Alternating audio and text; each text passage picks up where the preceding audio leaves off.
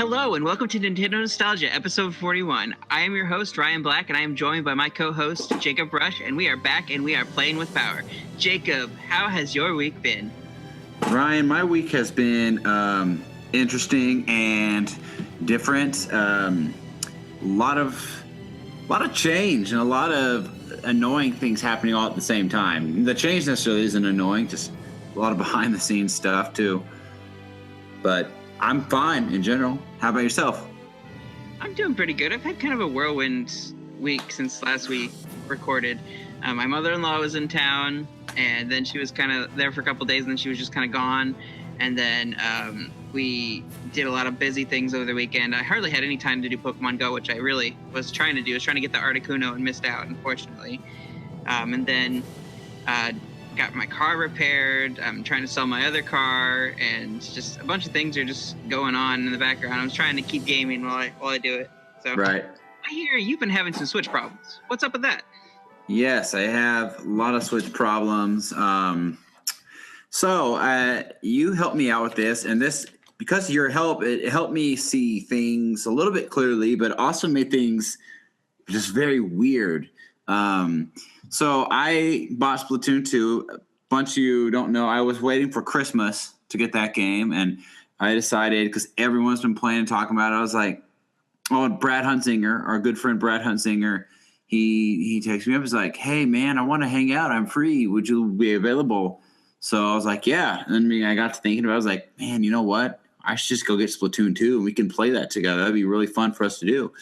And so I took some games that I decided to part away with and trade in. And I don't like to trade in games. And so it always is tough for me to do that. There are games I can see me rebuying back one day later on the cheap, probably at a used store. But so I traded them in. I got Splatoon 2, and I've been playing the crap out of it. I've actually been having fun with it as opposed to the first one, playing a lot better. But we went down to my in-laws on Saturday around a little afternoon. So I took the Switch dock with me because my wife has been really into Puyo Puyo, Tetris, and we were going to take it down there and play with her parents and sister and brother and my brother-in-law. And we went down there. I played Splatoon 2 portably all the way there. Then when I was playing it, while I was there, the Joy-Con actually, well, the Switch just, I put it in sleep mode, and then it all of a sudden died on me. Like, it wouldn't turn on, and I didn't know what was going on. So then I held the power button in, and it did a hard reset. And everything turned on. The left Joy-Con was fully charged. The system was a little bit ran down, because I've been playing it a lot. But my right Joy-Con was completely dead, and I didn't know what the deal was. So I looked up information, figured it out. I had to do the search bar for the sync thing, and to look for my right Joy-Con. And I found the sync button because there was getting no juice whatsoever. And I held it in. It finally started to trickle some green lights, and then it finally worked and connected. So then I sat it on my dock to charge. I was like, okay, so we'll just sit there. And it charged all day until we came later on that evening to play with it. I get the Switch. We're all playing. Everyone's having fun. We attached it to the TV. We played docked mode on my in-laws' television most of the rest of the evening for maybe about 2 or 3 hours there. So then I get it. I unpack it. I was literally playing Splatoon 2 before we left, and then I undock it to play it on the go on my way back home. We get home a little after midnight, and I am about to set my Switch dock up just to get it all back up and have everything charge overnight. Just because I'm a neat freak like that, I want everything back the way it normally is, and I go to put my Switch dock on. My Switch on the dock, everything's plugged in, and it wouldn't work. It wouldn't connect to the TV. The light wasn't turning on, and I didn't know what the deal was. I spent over an hour and a half looking up things and trying to get this. So at this point, I'm getting to bed past 1:30 in the morning before church on Sunday, and I didn't want to go to bed because I'm stubborn. I wanted to figure it out before I went to bed, and I couldn't figure it out. I had to go to bed. So then I texted you about it, and you came over that day. And we we checked the AC adapter, okay? Because at this point I had done a bunch of trial and error stuff to figure it out. You plugged in your adapter to the dock, and it worked. Your switch was charging on it. My switch would charge on it, and my switch would even charge. You know, it was fine on your dock. Well, so we're like, okay, this is broke. But here's what's weird. Okay, not only does that not charge my switch or make the dock work, my own cord there, I tried to use the Pro controller cord that I have to charge my switch on the go. My switch will not charge at all with that other cord, but it charges with your cord, your Pro controller cord. Remember, we charged it portably, and with that, it would charge. It would charge in the dock with your other cords, but neither of my cords would not charge my switch, which I have no clue what the deal is, because my Pro controller cord charges my Pro controller. I've tested it in the wall. The Pro controller will charge through the switch dock with your cord and portably, but it won't charge my switch. But your cords will charge my switch.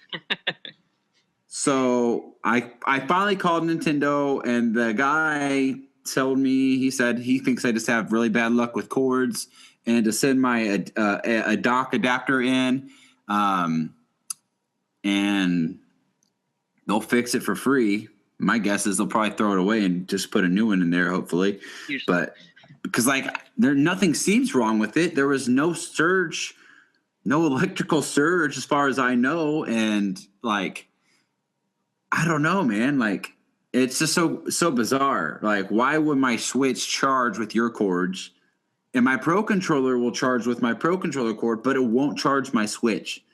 I'm lost for words. I don't know. I hope there's nothing wrong with my switch, but if there was, I don't think it would have worked with your cords either. So I'm kind of not playing the Switch right now, which really bums me out, because I was really into Splatoon 2, and it just sits on the shelf now because the battery is probably below 40% now. So I just sent it off this morning, the cord.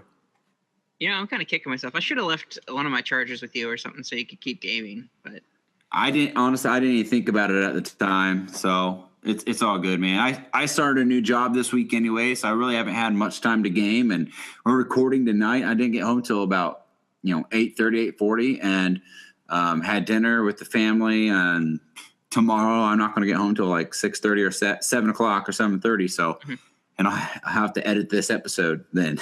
So we'll see, but I guess in the weekend I'll have some time to game, but I don't know. We'll play it by ear. Now, I know you've been buying up a bunch of stuff on your end there. You keep saying, I bought these Amiibos and those Joy-Cons. Yeah, I'm going to say I'm done spending money right now. Right. I bought 2 sets of Joy-Cons. I got the Splatoon themed Joy-Cons, the neon pink and neon green. And then today I saw that GameStop had the blue and red Joy-Cons, the opposite colors from what the red and blue ones come with the system that my wife has. So I had to grab the opposite colors to make everything uniform. So I have every single Joy-Con now, and it's probably going to be a thing where I collect the Joy-Cons, the different ones that come out. Wow. Aren't you you're not going to take up Mr. Armstrong and his offer there? I'll eventually get a Pro controller, and it'll probably be the Splatoon 2 one, but I'm not super gung-ho about getting the Pro controller, because with the Joy-Cons, it's like an accessory for the Switch. You can customize your Switch in different colors. Yeah. And stuff. And whereas the Pro controller, it's not really a customization thing. It's just a controller. Sure. So there's more a collector's factor for the Joy-Cons. I really love the Joy-Cons. I absolutely do. Before we move on real quick, though, I want to let you know I did buy an Amiibo. I bought this little guy. Yes, the Pikmin Amiibo. The Pikmin Amiibo. I don't have Hey Pikmin yet. I am going to get it, Kyle Martin. He thinks it's a terrible game, and he's only played the demo. But I think the game looks great. But I just had to buy this Amiibo before they all got bought up, because I'm not even I like Pikmin. Don't get me wrong. I've played every game. I enjoy the games, but I'm not obsessed like I am with Donkey Kong and Zelda and Metroid and Mario or Banjo.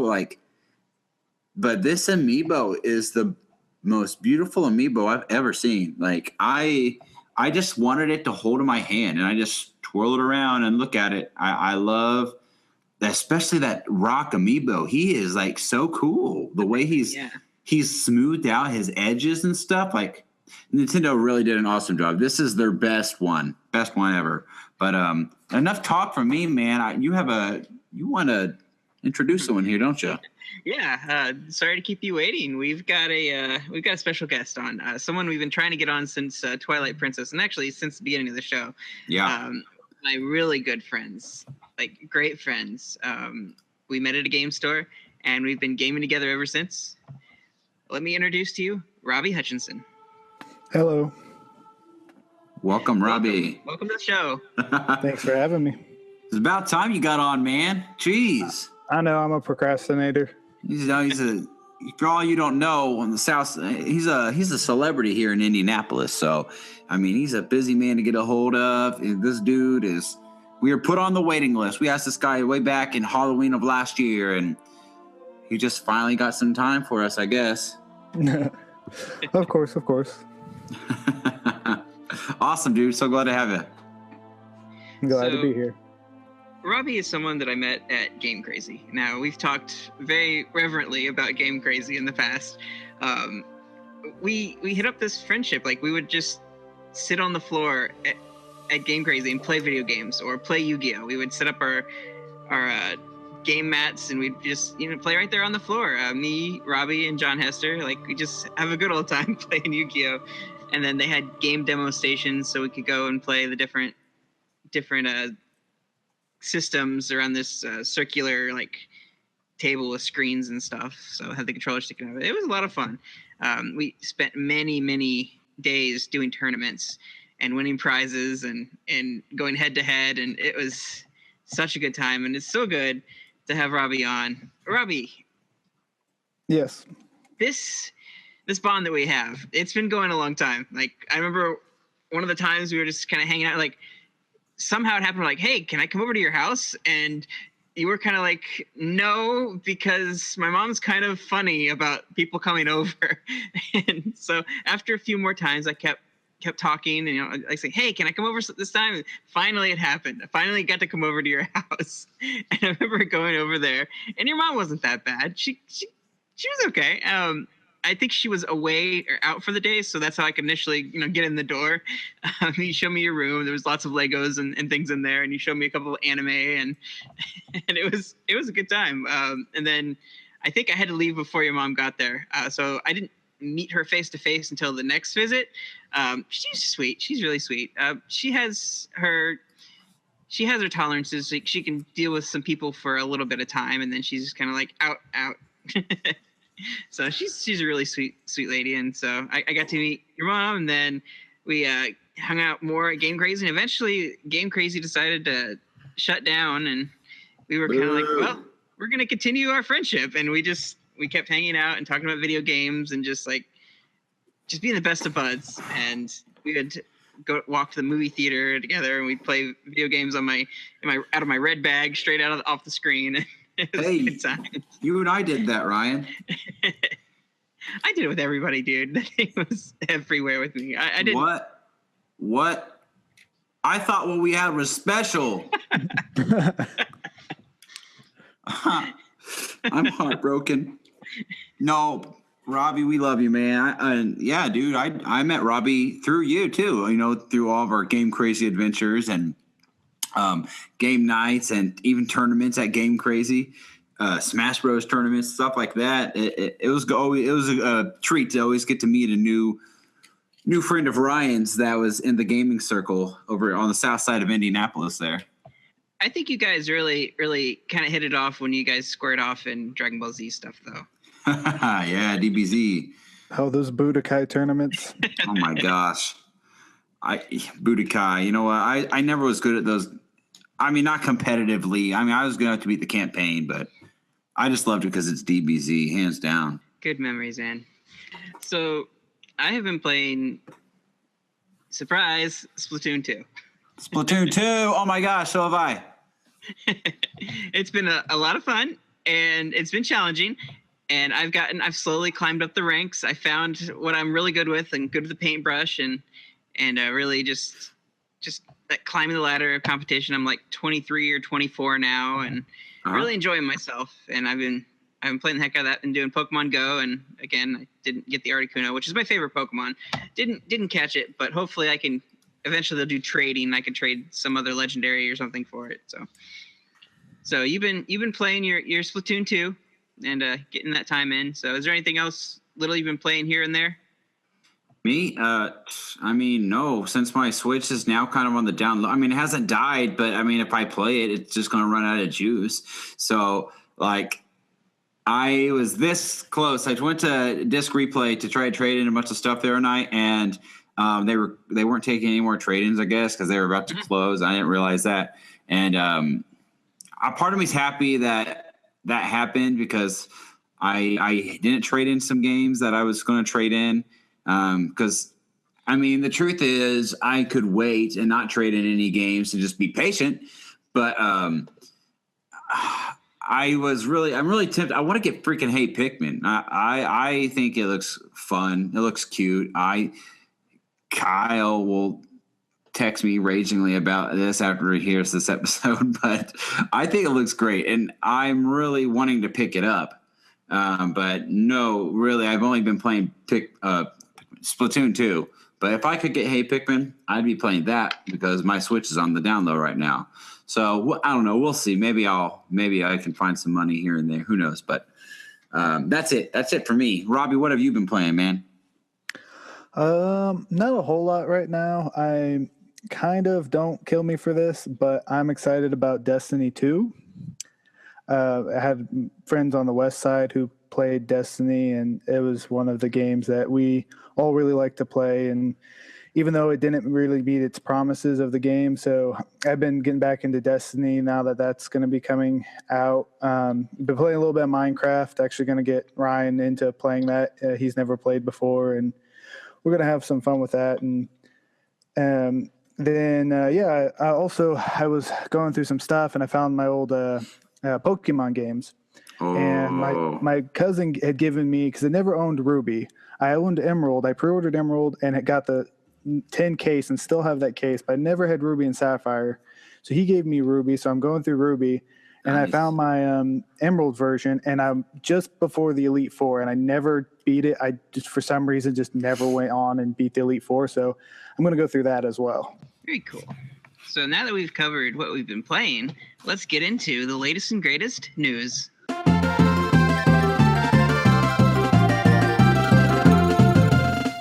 All right. Yeah. We have actually a lot of news this week.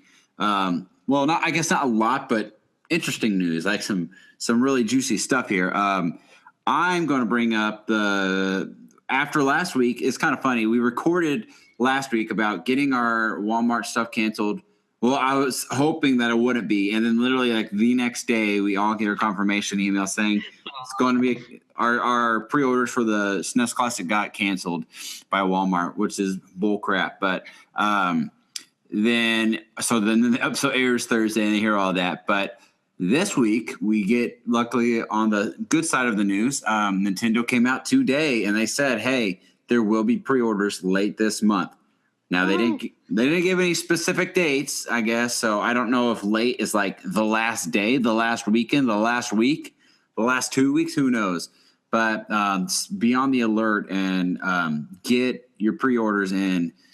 Honestly, I really, and I've been saying this all along, I think Nintendo's doing this. I'm not saying they're doing it 100% right, the SNES Classic, but I think they're doing it a lot better. I do think that the SNES Classic will be a lot easier to get your hands on than the NES Classic was. I just don't think it's going to be as you're running around random stores hoping and praying that they got more than two. You know, I think stores will have a good handful amount. I think they'll sell out, obviously, because it's a hot item. But they're also releasing this, 2 months before Black Friday gets here. So, where last year this was a November release item. Is that correct? Came out in November? I think it was. And it was, I just know that it didn't quite make it to Black Friday, if I remember. It was before Black Friday, but Yeah, it didn't make it to there. Like no one could find it. Like I think they had a few in stock, maybe. I don't recall. It's been a long since then. But I hope that they're going to do a good job with this, and they have the availabilities. Now I think the pre-orders everywhere are going to sell out, like easily. But how they're going to like combat like scalpers and stuff, I'm kind of curious to see what system they have in place, because the NES, not taking pre-orders on the NES Classic was a bad move in my opinion, and a lot of people's opinions I'm sure share that, to help combat the whole scalper thing. But did it work? Versus, I mean, despite all the backlash that they got, I don't know. I hope that this pre-order process goes smoothly, and still, even if you didn't pre-order it, you can get a hold of it, because I've got several people that are just wanting to play it. A lot of people want to play Earthbound, it seems. Like I know it's available on the Wii U, but maybe they skipped the Wii U and they love Earthbound so much. Yeah. I'm excited about Earthbound. I honestly have been obsessed with. I think it's 8 Melodies from Earthbound. It's like one of the big songs on it, but I downloaded like a remix orchestra version, and dude, I constantly listen to it. It's so beautiful. That's one thing I've been really intrigued about is I don't know much about Earthbound, and I really think Earthbound's about to get a breath of fresh air, like with the SNES Classic coming out. I think we're going to get Earthbound. I think Mother 3 is coming. One big reason I always kind of stayed away from Mother Earthbound stuff is because everyone talks about how it hasn't been supported by Nintendo in forever, and people just sit here and cry about it. And like, I'm already emotionally invested in games like Metroid and Donkey Kong, and I'm heartbroken that we'll never see Banjo-Kazooie again on the Nintendos. So it's kind of like I didn't want to get invested in a franchise that I would desperately want more games in and Nintendo wouldn't like support. But now that I really feel like I will not be surprised, mark my words, Ryan Black, the Nintendo Switch will get an Earthbound game that is brand new and new story and everything eventually. I really think that's going to happen. Those are big wishes. I hope so. I hope that comes true. They're predictions. I just feel it in my heart. And Tom didn't predict it, so I mean, we're good. It's going to happen then. So, other big news. Looks like Capcom is finally jumping on the bandwagon. They decided that the Street Fighter game that they put out on the Switch sold well enough to warrant supporting it. So first things first, the easiest thing to get out on the system is to put out a remake or something that's been redone and ported many times. And that's the Resident Evil Revelations 1 and 2. They're putting those on the Switch. They are available, again, other systems. I think originally the first one came out on 3DS, and then they did a port over to PS3, I want to say it was. It could have been PS4 at the time. It was right around that time. So it could have been either one. I don't recall exactly. And then they did the second one that wasn't, I don't believe you could access on a Nintendo system. You can correct me if I'm wrong, Jacob. You might know more about it than I do, recall.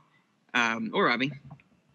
So I think it was always on the DS, the 3DS, the first Revelation game. Yeah, I played the demo for that a lot. I used it was the first game that supported at least third party supported the Circle Pad Pro attachment. Right. It's so silly, but I loved it anyway. So you could use it as a camera control basically before the new 3DS came out with their little analog button thing. Right.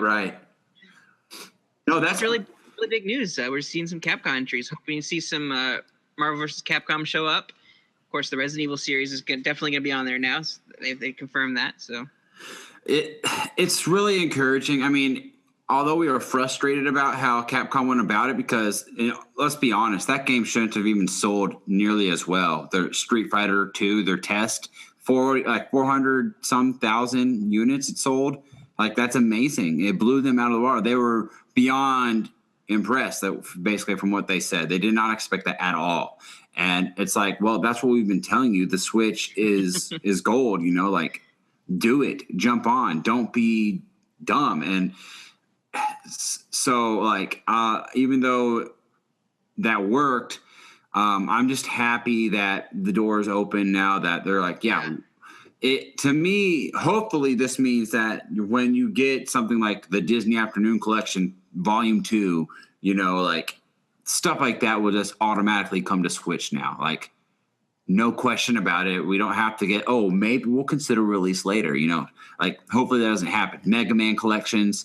And heck, if the Switch is unique enough to them, maybe they'll even start making Switch exclusive things, like, wouldn't that be awesome?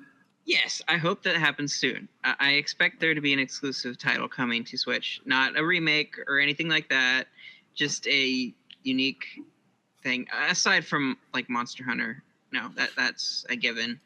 It's gonna happen. Like Monster Hunter are coming. I know. I think there's that one Monster Hunter that isn't coming to the Switch, which is kind of annoying. Yeah, a little bit, but that's another subject for another day. Robbie, is there anything that you'd like to see come to the Switch from Capcom? Oh man, like honestly, I want to see a HD remake of Capcom versus SNK 2 EO, which was originally released on the GameCube. One of my favorite fighting games of all time, had just tons and tons of characters, especially in that era of fighting games. And there's just Capcom has just this huge library, of characters and stuff. So that would be probably my top game. That maybe a 1, 2, and 3 all as a bundle. That'd be really cool. I remember you were just like super gung ho about that series. Like even more so. Like I was like, oh yeah, there's Marvel vs. Capcom. I was really excited about that, but you were all about the SNK like stuff. Like I didn't get a chance to play any of it, but that was your thing, and that was really cool. I hope they do that. I really do. It's finally that they're getting with the program. They're finally joining, and I hope to see some other big companies out there follow suit. I will have to say, can we finally get some more Beautiful Joe on Nintendo? Yes. That would be great. Yes. Oh my gosh, that'd be freaking awesome. I love Beautiful Joe, man. I really, heck, those are some Game Crazy memories. I bought that at Game Crazy. Beautiful Joe 1 and 2, and it was a unique game. I would love for them. They own the rights to that. Bring it back. It sold so well for Nintendo. Give us like an HD remaster of the old games and a new one on the way. Oh my gosh. I would be so happy. Henshin a go-go, baby. We need to do a Beautiful Joe episode one day. I'm just saying. Oh, it's coming. It's coming. It absolutely is coming. Cool. All right. Well, I think we should get into the topic of the show. What do you think? It's about time. That's all I'm going to say. Today's game is Tales of Symphonia.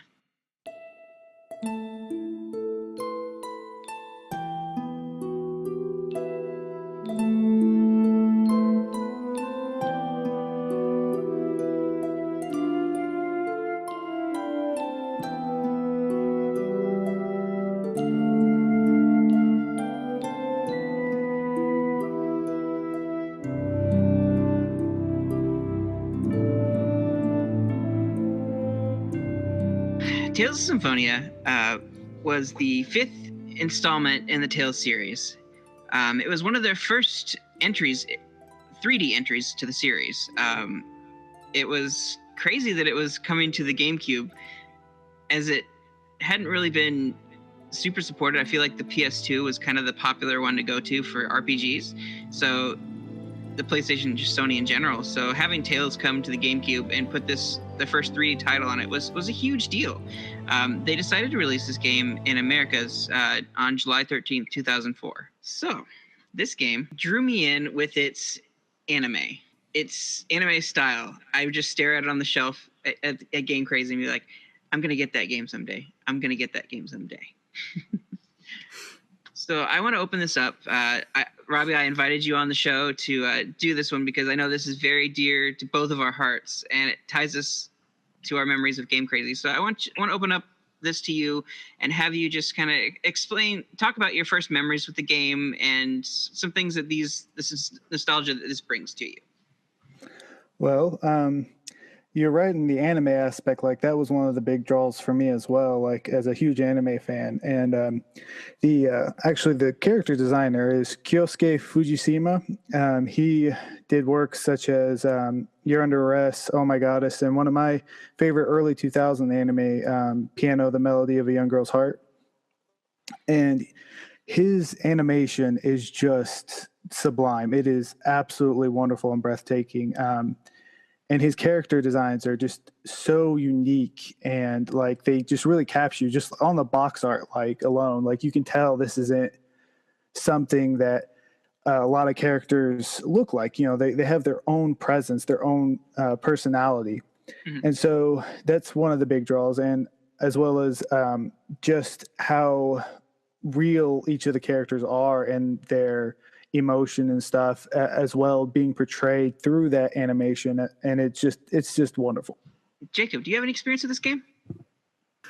This game, oh man, Tales of Symphonia. Yeah, dude, this game, I have not one clue about what it is. I mean, I know it's a cartoon looking game, and I know you loved it, and I swear I don't remember anything about it. Well, I take it back. I do, now that I think about it, I do remember when this was advertised at E3. Like, I remember watching the trailer. You had it on your DVDs that we would watch of E3. This was announced for a Nintendo game, and we watched that trailer. I do remember that. Other than that, I don't remember a darn thing. I can't tell you the main character's name, So I mean, what I have been screaming for Lloyd Irving to come to Smash Brothers, and you don't remember. My goodness. Please, Lloyd Irving for Smash Brothers. It sounds like a lawyer. That doesn't sound very exciting. No, I don't know who this is. Who Lord Irving. Lloyd Irving. I do know that I had always shown interest in it somewhat. Like, it was never a game that I never wanted to get. It was just something I never did, Like, just back then when it came out, those were the days where I was restricted to just Christmas and birthdays, and it just kind of got brushed by the wayside. Yeah. I mean, you were burned by Evolution World, so I can understand you wanting to pick up an RPG that quickly on the GameCube. Yeah. I mean, why don't these games come to Nintendo today? Like, they released a bunch more sequels to it, didn't they? And they just went to PlayStation. Like, it originally was a Nintendo game. So do they sell better on PlayStation than they do Nintendo? Really, people gravitated towards PlayStation for RPGs.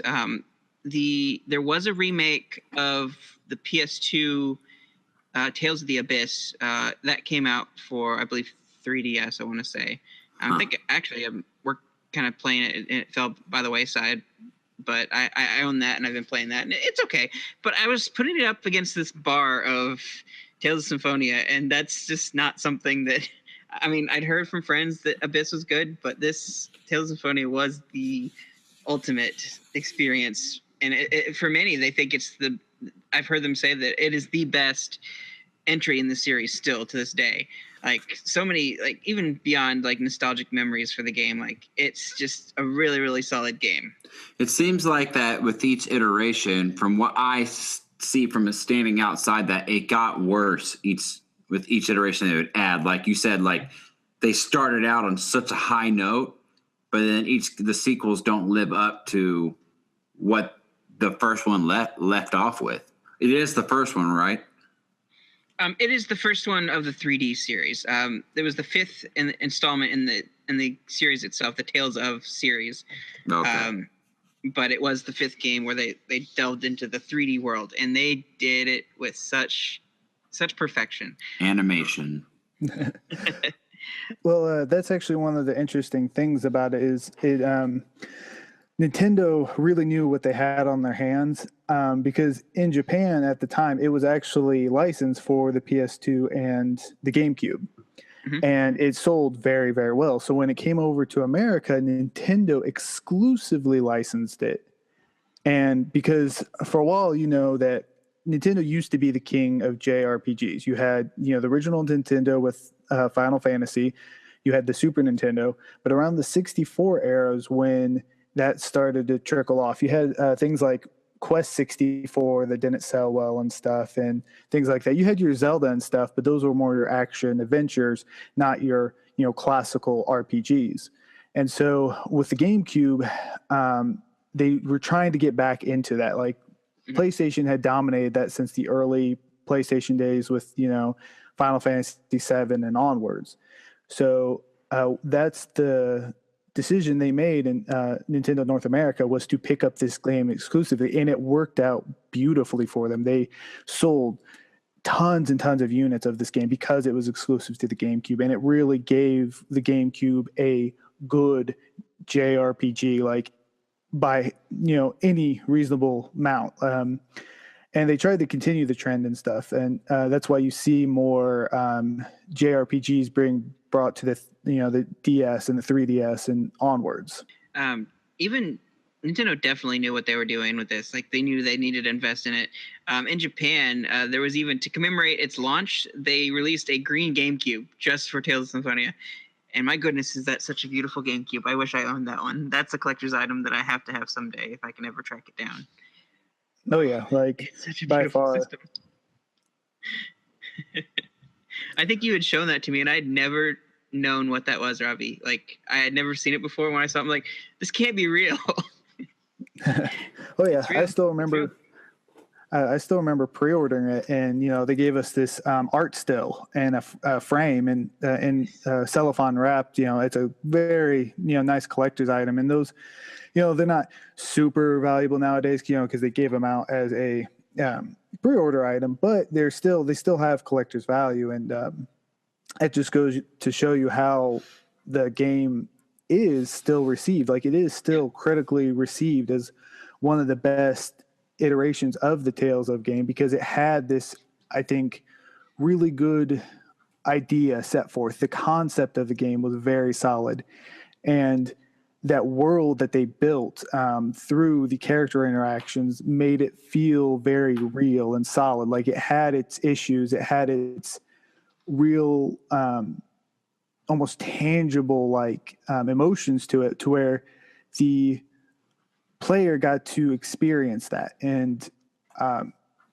it's not been able to be replicated since. Like, other Tales of games try to emulate that, but it just comes off as a copy. And they, especially with the direction JRPGs took after the early 2000s, where they started to get more gritty and not in the classic emotional sense, but in the kind of darker emotional sense, it turns off, the larger fan base and stuff. And so you get these kind of Romeo and Juliet stories later, and, the kind of like just dark, oh, am I a hero or am I anti-hero? Where in this series, you do get the characters having to check their perceptions and stuff. Am I doing what is right? But it's always in the guise of, okay, these are the heroes. These are the people who are trying to do good in the world. Well, okay, so somebody who's never played the game, what's the game even about? Like, explain it to me. Like, what's the story? Like, why? I mean, obviously it seemed to have cool gameplay and it had a beautiful art style.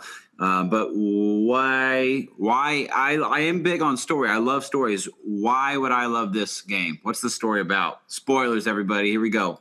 Well, Lloyd, it starts with Lloyd Irving, who is kind of your classic anime, hero, like, your Joe Everyman and stuff.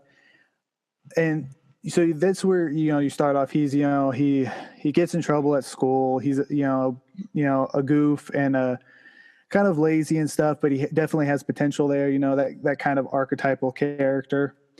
And so the story kind of revolves around two things: his kind of coming of age, his maturing and coming upon, realizing the world doesn't revolve around him, that he has to, make sacrifices for his friends and to do what's right, and him going from being a boy who's had a lot of, hardship in his life, to becoming a man who can stand on his own and, defend his friend and defend what he thinks is right. And then you have the second story of the kind of meta story of the ebb and flow of the world, the regeneration and the collapse, and how that ties in. Like it's very interesting. Like you said, spoilers. Really, there's like two worlds, and when one is thriving, one is in decay. It's in it's entropy. It is going backwards, and you have several races, and your classic fantasy races: dwarves, elves, half elves, and the interactions of both worlds are different, and you see racial tensions and stuff, and how these are applied, and how a young boy has to deal with things that are just completely beyond his control, but still has to find a way to live with those things. The story starts out, it's a voice telling you the story of this person has to go on this pilgrimage to regenerate the world. And there's a chosen one that they pick. And it starts out in this classroom, and a chosen one is picked. And it's actually friends to the main character, Lloyd, named Colette. And there's this light that shines, and she knows, I think, for a while, that she's going to be on this pilgrimage, and she's going to have escorts to go do this thing to help regenerate the world, whatever that may entail. But she's not very open about what it is. She's just kind of an innocent girl, just living her life and enjoying school and being around friends and stuff, and just until her time comes. And then so this story kind of kicks off right at that point where things start shifting, and she gets called into this pilgrimage to go off on this journey and regenerate the world, whatever that entails. You get kind of a hint of the world is in decline, and this is supposed to restore the mana to the world. And Lloyd's like, well, I kind of want to tag along with you. I don't want to leave you alone. I want to protect you. He's really attached to this girl. And one of the things about this game that influences the story and why it can't be completely defined is there's a mechanic in it that allows you to interact with the other characters and build relationships with them, depending on different like skits and actions and stuff in the overworld, and that you talk with them, and basically anime cutscenes in thought bubbles and things like that, where you talk with these people and you build these relationships based on the choices that you make and things that you do that helps flesh out the minor things of the story. So one playthrough of this game, you will be if you talk to Colette a lot, which is the chosen one, the person who's going to regenerate the world, like you build this strong bond, and it's kind of like a love type bond. But if you, in another playthrough, you talk to, let's say, his best friend Genus, who's a young elf kid, like you can do that buddy system and really get them like to be best of friends, and you have that enriching story. And you play through on another one, you could talk with this ninja girl that shows up and who's kind of awkward and presents herself as a more mature, like responsible person, who's seems like a bad guy at first, but is really lovable. And you talk with her, and there's kind of a romance that develops there with Lloyd and her, and there's like Genus's, which is his best friend's sister, is their teacher, so you can develop like that teacher student relationship, and there's just like these bunch of these elements and things that play in to help shape the story. And playthrough of the game is never the same. I have yet to play through this game, which I've played through it, I think it's like 7 or 8 times now. Never has it been the same experience. And that's kind of a wonderful thing with the story. And you learn more about the characters, and you delve into it. And I'm not done with this game. I am really not. Like, this is one of my annual games. I either play like Final Fantasy VIII or I play Tales of Symphonia.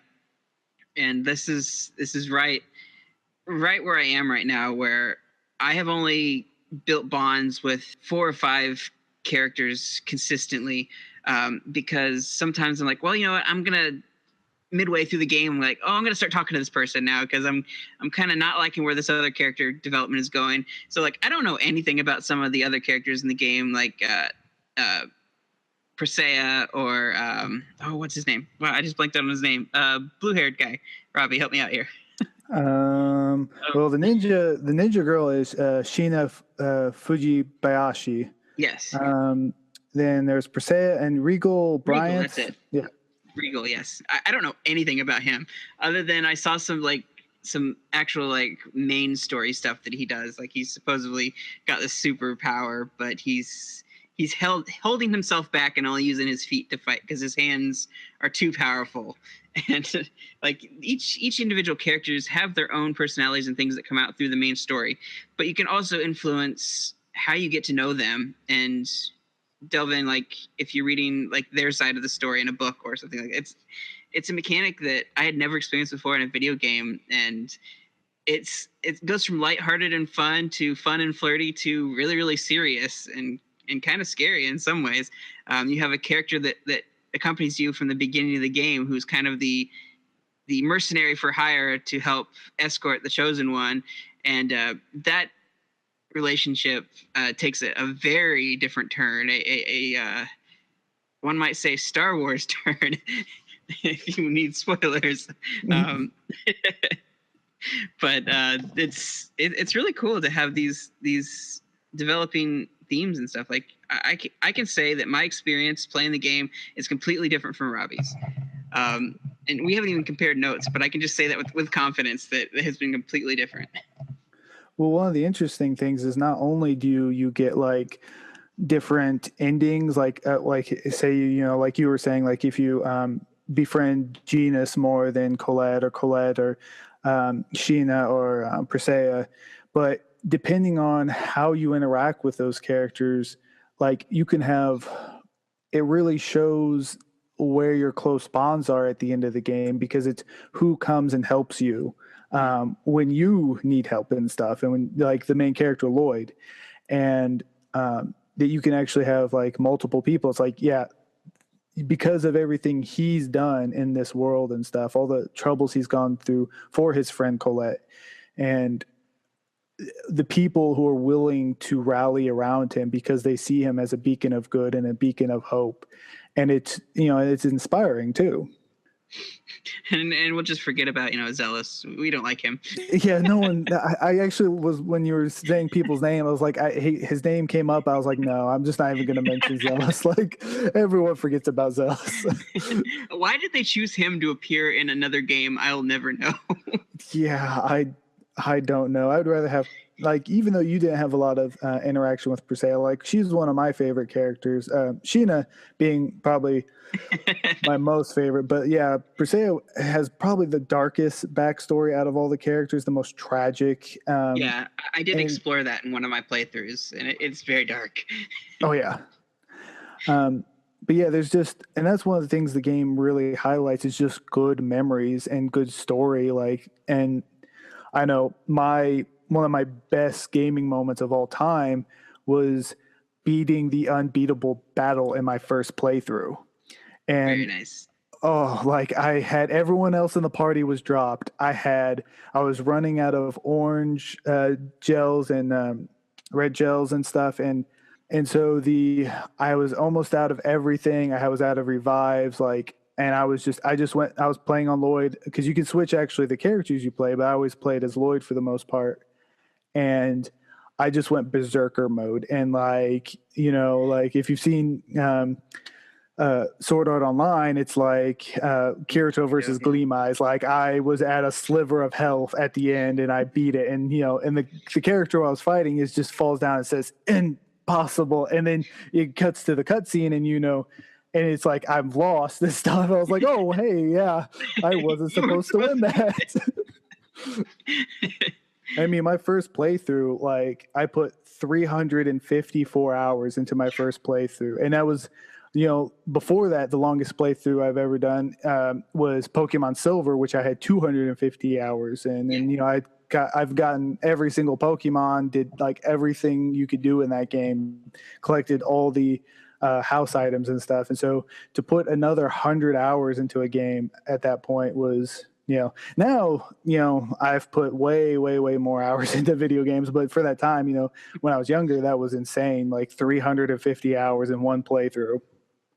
Some of the nitty gritty of the game, you had to balance points between strike points and technical points, kind of like physical attacks and abilities versus like magical type abilities, and you can tap into some summons with some characters, and of course spells, elemental magic, healing magic, and things. If you do kind of the TP side of things, and they would be in war with each other.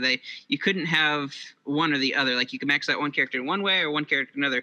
If you had them in the middle, like they just weren't a very good character. They didn't really excel. They didn't learn any good moves.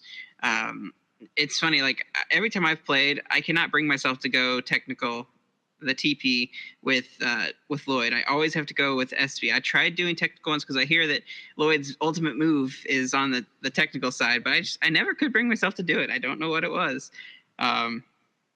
And then you have EX gems, which unlock skills. You equip them to give you some abilities, and they have 4 different ranks that you can use. I'm not going to get too much into the nitty gritty of how all those work. There's a title system. Some of them are quite comical.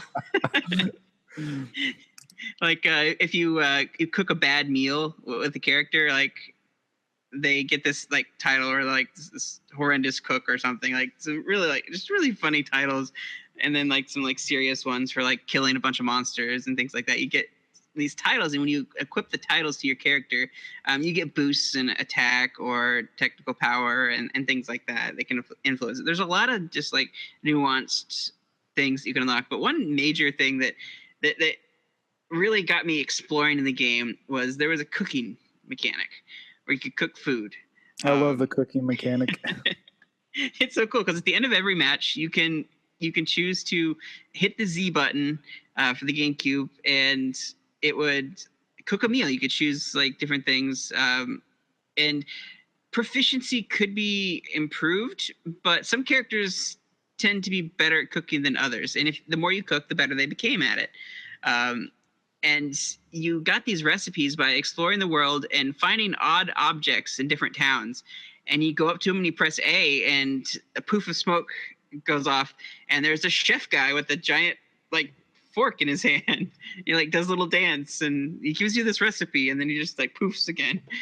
And he teaches you how to cook these different dishes that give you like life and bonuses and things. So it was really cool, like cool mechanic in it. It's interesting because each of the characters had a cooking score, and there was a certain amount you could level them up to, like a certain star rating. And even though Lloyd wasn't one of the best cooks, he had a really simple meal you could make. I think it was the curry with him. Yeah. And it was really good. And a lot of the characters would like it and stuff. And that was probably his best meal he could make. But like by far, I believe Rain was like the best. No, not Rain. Genus. Genus was the best cook. Not Rain. Rain was the worst cook. Like she made Lloyd look like, Food Wars, like, yeah, by far. One thing that was interesting, like I mentioned it briefly, in the overworld, you walk around and you find these circles that you can, when you walk over them, they appear as you get closer to them, and you go to them, hit A, and it throws you into the anime cutscenes. Like a lot of the game, it does the 3D style, but when you go in the overworld and you go to these interactions, it's all like anime, like speech bubbles and thought bubbles and things like that. And it shows them doing different expressions, whether they were and different, like, this is really the relationship building part of the game. Like you can go out in the world, if you get close to them, you can seek out these spots and talk with other characters, and trigger more deeper storyline things. Some you can only get at certain times in the game, some that once you miss it, you can't go back and get it. Some that you can trigger anytime, but if the relationship is off, then you can't always see it, and it doesn't always happen. Like if you're not really gelling with this teacher, like you won't see this skit, this interaction. And it was all done in anime, so that was like my favorite thing to be able to find these places in the world and see their different anime expressions, because I was just really into anime at this time. I was just really getting into it. I was, of course, into Dragon Ball Z big time, and then I just started to branch out from there with Spirited Away, watching that, and then just kind of blossoming from there, my love for anime. Well, it's also interesting. There's one criticism I have of the game, and that is that in the Japanese version, those little skits, those little cutscenes were fully voiced. But when they brought them over to America, they did not voice those little cutscenes. It's understandable. That's a lot. Yeah, because voicing, especially back then, was very costly and stuff. And so to make this game fit within a profit margin and stuff, there were certain things they cut back. But it's understandable, but it's one of the things that, with a re-release, that would have been one of the great things they could have done, is done the voice acting for it. Because the game's made its money by now. Yes, definitely. It's great. I'll go over a little later about what all this game spawned. But I did want to talk a little bit. In battle, there was a unison system and unison attack. The unison also played a big part in the relationships. If you did attacks and combined them with other people, the specials that you performed and stuff would actually build their relationship meter. It's kind of a hidden meter as far as I know. There's no way to look that up. But when you do these attacks and build up the unison engage with someone, that does progress how well they interact with each other, which was kind of cool. Is in battle influences. Another thing that kind of weaves its way into the story would be the EX gems. And you'll hear Crucius Crystal mentioned and things like that. Those things are things that you can use in the game that are items that you use, but they also are deeply intertwined with how the story works. And that was kind of a really cool thing that they did there. At the end of each battle, they had a grading system based on how well you did. Like if you beat them fast, you did a lot of damage, you didn't get hit, things like that. Used a lot of techniques and things. You get graded for those, and that would up your. What exactly did the grade benefit you with? I think you got some extra money, didn't you? Yeah, there's a couple things. Like I think it also helped like the character's growth and stuff, and like depending on what attacks you used, like would grow the different in how you use the attacks. Like would depend on what higher up attack you would get, whether you would get Sonic Sword Thrust or I forget what the other one was for that. But with the unison attacks, like that was one of my favorite things of the game. Like I would just grind enemies and practice different unison attacks. Like one of my favorites by far was the one where Colette had a spell. It was kind of a silly spell, but she would throw like a toy hammer, which is known in Japan in anime and stuff as a POW hammer. And Lloyd would dual wield giant POW hammers and just obliterate the enemy and stuff. And it was so funny to watch. And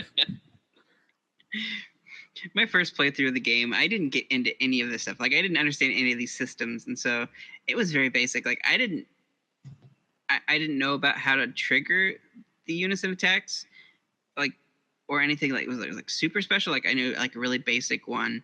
I think I pretty much stuck to it the whole game. Like I didn't really branch much from that. I never touched Sheena the first time I played through the game. Like I couldn't figure out how to summon and do summons, and that's like my favorite thing about RPGs is summons.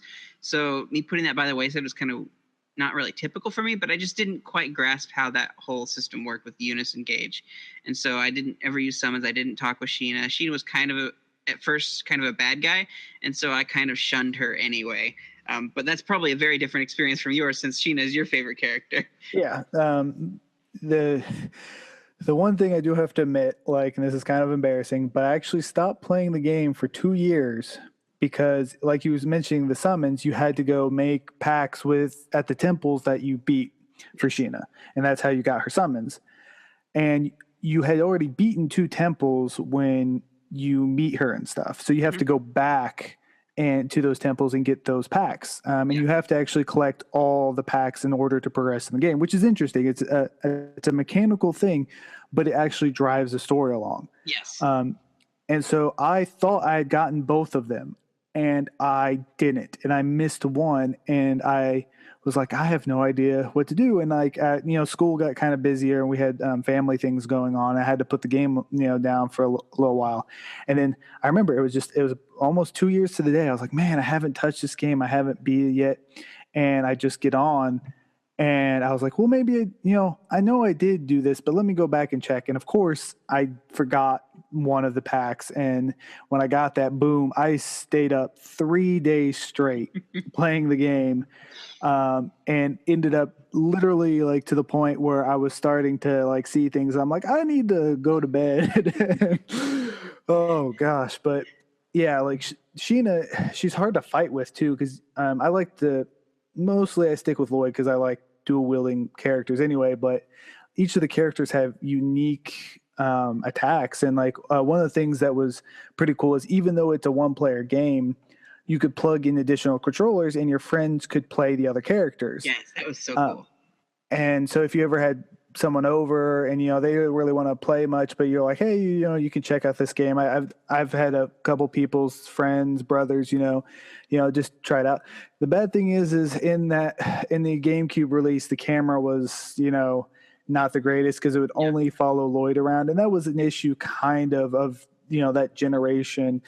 Cameras were an issue and stuff. And if the game were made nowadays, it'd be perfectly fine. But it still didn't take away from the experience. Like a lot of people thought that was just such a cool mechanic to include because they didn't have to. And that's the thing is like, that's one of those things that players and consumers enjoy about games is when they include those things they don't have to, but just add that extra level to the game. So many fond memories. I remember I did get stuck in a similar thing with the summons. Like I could not find, there was a dark temple or something. And for the life of me, I could not find it. It was like invisible or something. It was in the mountains, and if you didn't go from the way you normally would go on the map, you wouldn't see it. Mm-hmm. And you would have to go this other way because I found it by accident by just exploring one time. I remember and it was before you were supposed to go there and stuff. Yeah. And I was like, what is this? Oh, I'm not supposed to be here yet. Well, the thing is, I think I stumbled upon it early in the game or when I could in that area. I think I actually stumbled upon it, but I completely forgot about it. And so like, I didn't know any of that. Like, I think I eventually figured it out because I was talking to you. I'm like, okay, what am I missing? And you're like, oh, well, did you go to this one? I was like, I don't think so. And then I went there and, oh, no, I definitely haven't been here. And I walk in, I'm like, wait, I think I have been in here just briefly. I actually remember that conversation. And see this, and for our credit though, this was before, the internet, this was just when like FAQs and stuff like that and game facts and stuff, when that stuff was just all getting started. So we didn't really have the resources, the let's plays, where we could just go on our phones and look up on YouTube, oh, what am I missing here? And, I could find it instantly. We didn't have that. The kids, today have it really good. Like we had to find out things the hard way by trial and error. Those are good days, but I'm glad that we have the internet as a tool now to look things up. Well, makes us weak. Makes us little weak gamers. That brings us to the end of our episode. I did want to highlight what this game has spawned. It spawned 7 manga collections, 2 novel series, 7 drama CDs. It had its own anime series. It was OVA. I watched that one. I loved it. It had a sequel for the Wii that came out, and then they had a remaster collection that had the first and the second one that came out for PS3. It was just, it is regarded as the best Tales game by many people out there. And I've played 2 Tales games, so I can't really be this authority on this or have this really big opinion on it. But over Abyss, definitely Tales of Symphonia drew me in, and not just because it was my first experience, because I didn't get a character. I wasn't drawn into the character development and the reactions and everything of Abyss like I was Tales of Symphonia. Like I fell in love with all of the characters, even if I didn't explore their backstory, like their mystery and their wonder. I was like, I'm gonna play this game again just to figure out who they are and what they're like, because I liked everything about this game and how they developed. One character gets an honorable mention. underutilized this character. They never showed enough of this character, and I thought that this character was going to be a big part in the story, and nothing. Like, it was just a character that was just kind of there, and that was Lloyd's pet Noish. Like, it was this like dog wolf kind of Dragon. yeah, it was very weird. Like, it didn't really talk. I thought it had some big, like, profound thing to do with the story, and really nothing ever came of it. And I don't know if there's relationship triggers that you can do to develop that with Noish, but I just feel like every time I played through the game, like, nothing really came of it. Usually Noish should run away if there's enemies around, so there wasn't really that interaction. I thought maybe Noish would come in sometime and, like, battle or something, but no, nothing really happened. And like, Noish is very sensitive to, like, enemies and mana flow and things like that, but never really anything came of it in the story. Now, I don't know if, Robbie, you've had any more experiences with Noish at all, but There is a couple cutscenes you can have with them. Well, not cutscenes, the skits, the little dialogue things. Yes. And one of those is actually voiced, interestingly enough. And it's hilarious because Lloyd is just, it's like talking to a dog. And like Lloyd is just here talking to him and he's just making animal noises back at him. And it's just like those moments is like, you don't understand a thing I'm saying, are you? I mean, and if you're looking to this game just for anime interactions, those skits are worth it. You also have your classic bath scene. Hot springs. Yes, the hot springs trope of anime. So definitely check out this game. It is an epic undertaking, so make sure you have time to devote to this game. But check it out. Robbie, where can we find this game? It was released on the GameCube, the PS2. It was remastered and bundled with the second game on the PS3, and it is available on Steam. All right, that brings us to the end of the show. Robbie, tell us where we can find you. Well, I'm just getting started out on Twitter, but you can find me at stoic_hero. All right, and Jacob, do you want to do our due diligence? Of course, we can't do an episode without due diligence. Everybody, you can, of course, find us at dayspace.com/Nintendo Nostalgia. We're on iTunes under Nintendo Nostalgia. We're on Google Play under Nintendo Nostalgia. Please go to our Facebook page at Nintendo NOS. Our Twitter, Nintendo_NOS. Our Instagram, Nintendo NOSIN.